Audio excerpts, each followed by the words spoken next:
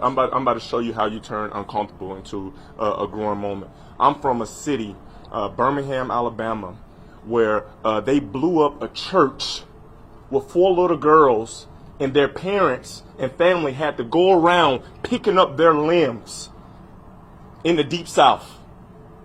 Picking up their limbs, 4 little girls. I'm from a city where a little 9-year-old girl who decided to march got put in jail for volunteering her right of free speech, for standing on what she believes in. That's history.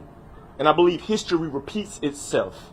But I also believe in respecting authority, respecting treating the man and the woman as I would like to be treated.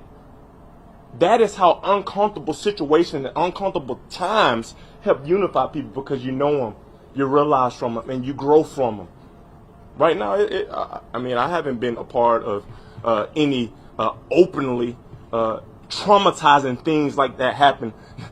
Not 250 years ago when this country came into existence.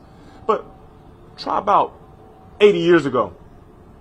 We got people that still live during that time. Those little girls will still be living right now. That 9-year-old girl that got sprayed with hoses and you put dogs on her and put her in jail, she's still living right now. It's a little children's book. I read this book about this 9-year-old marcher to my kids. That's why educating our youth and informing them of our history is so important. A lot of people try to push it past. You're like, oh my gosh, like that's behind us. No, guys, we living in it right now.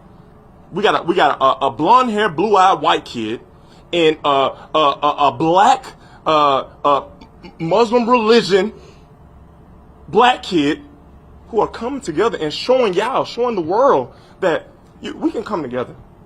We can happen. We don't have to see everything. Everything doesn't have to be viewed in this perfect little snow globe.